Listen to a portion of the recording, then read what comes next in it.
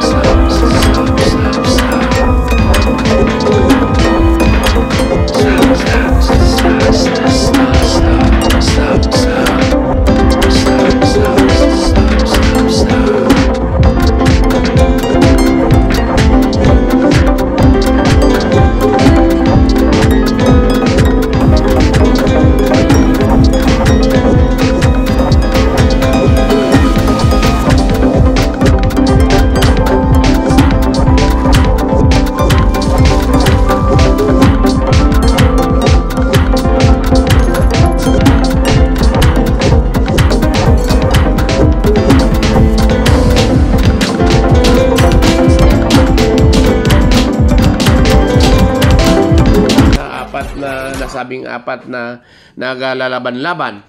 So kung titingnan natin, 956 volts kang Leica Althea, medyo mataas-taas na ikumpara ng kay Princess de Lapos. So 956 kang Leica Althea Mondragon, samantalang kang Princess Lapos is 777. So dito tayo magkukumpara kay Princess Lapos at saka Mary Carcha. Pangalawang pwesto si Princess Lapos, pangatlong pwesto si Mary Carcha. So kung bitingnan natin ng data, kung mamonitor ninyo, data po ito 5:30 in the morning, June 13, 2021.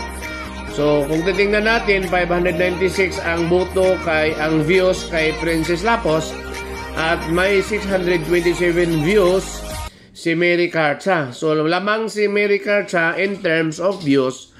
Bagamat dito sila nagka-diferensya, medyo nakahabol si Princess Lapos dahil may likes siya na 181. Samantalang kay Mary Carcha is 107 lang ang kaniyang likes. So umaangat si Princess de Lapos. So hindi naman basihan ang views, may isa namang points na babasihan yung likes. So umaangat, pangatlong pwesto ngayon si Mary Carcha. Dito naman sa kay Apple Binatero, si Apple Binatero naman pangapat na pwesto with may boto siya kabuuan 678 kumpara kay Mary Carcha nga may 734. Magkano ba ang margin of difference na kanila? So ito si Mary Carcha abante siya ng 56 votes only. Kung kukumpara natin si Mary Carcha at si Apple Binatero, so may 734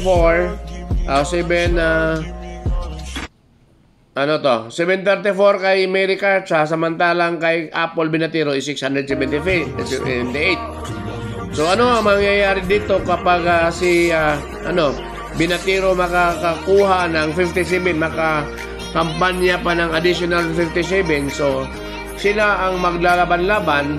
Yung 2, 3, and 4 medyo hindi gaano kalakihan ang abante, so may panahon pa. Anong gagawin ni Apple Binatero dito? Kinanglan na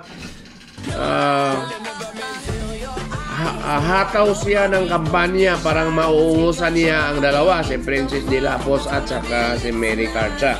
Yun ang pinaka-advice ko kay Binatero. Hindi siya patulog-tulog, continue lang siyang naka-focus dito kasi pang-apat siya nga pwesto. 3 lang po ang kunin natin sa third na final round. So, kinahataw naman. So, to be fair, hindi naman ibig sabihin si Laika ay nangunguna na, hindi na siya mauungusan pa. At saka si Princess Lapo. So, ang aking advice sa lahat, to be fair, na silang lahat ay mag-exert ng effort para mamimintin na nila ang kanilang mga current standings. Wherein tomorrow morning, kukuha na lang po tayo ng 3 na maglalaban-laban ng third the final round. So, yan ang mga pangyayari dito. So, kinakailangan na may 24 hours na lang yata ang na A1 or more than 20 hours pahataw ng mga individual personality na nandito pa sa top 4. Actually, bukas, hanggang 4 ng gyapon, hanggang 8 gyapon ang tinitingnan natin kung baka may magic viewing diyan na sinasabing yun ang makapagpanalo. Kahit nasa top 8 ka pa, kasali ka pa rin sa programa.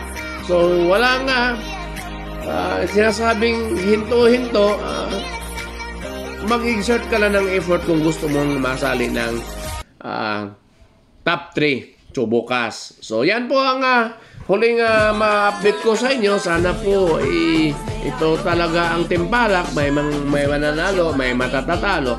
Kung sinasabi nito na hindi ka makapasok ng top 3, hindi, better luck next time lang po. Baka kinakapos lang po kayo ng oras sa paghahanap ng mga fans. So yan lang po ang update natin kung anong nangyari sa loob at sa labas. Salamat po. Ito po ang inyong lingkod, BP Talili, Masters of Meaning.